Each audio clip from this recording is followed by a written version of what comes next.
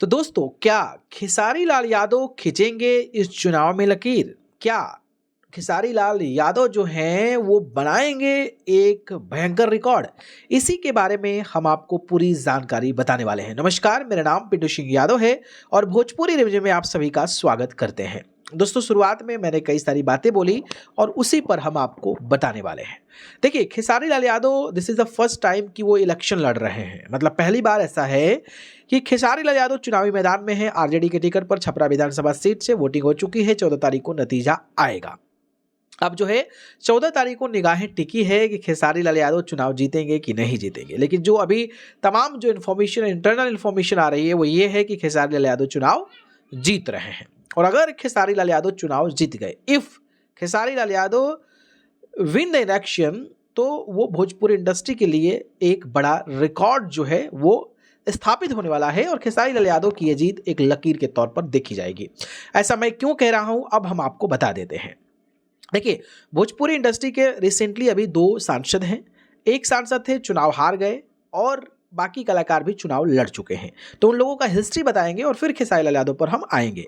तो पहला नाम रवि किशन का है। रवि किशन जो है वो गोरखपुर से 2 बार से सांसद है। चाहे हम 2019 की बात कर लें, चाहे हम 2024 की बात कर लें। तो रवि किशन जो पहला चुनाव था वो जौनपुर से लड़े थे। कांग्रेस पार्टी से चुनाव लड़े थे और अपना पहला चुनाव जो है वो हार गए थे।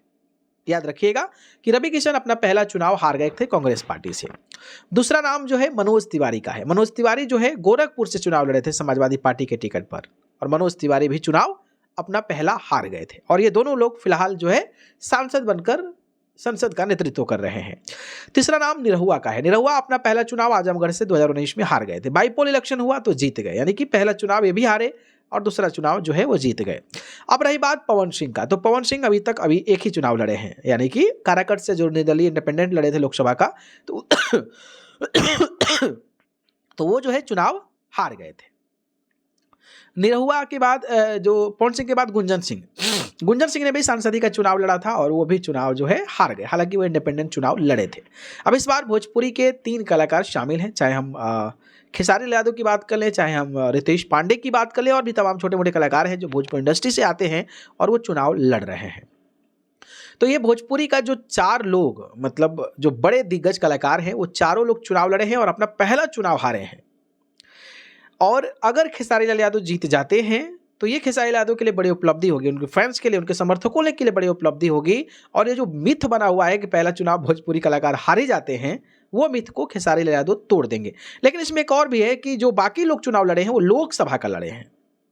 मतलब जो भी विधानसभा लड़े हैं, सारे लोग लोकसभा का चुनाव लड़े हैं, विधानसभा का नहीं लड़े हैं। तो ये एक यूनिक फैक्टर है जो खेसारी लाल यादव की जीत की दहलीज पर ले जा रहा है। तो अब नज़र तो बनी रहेगी, देखना दिलचस्प होगा कि खेसारी लाल यादव जीतते हैं कि नहीं जीतते हैं।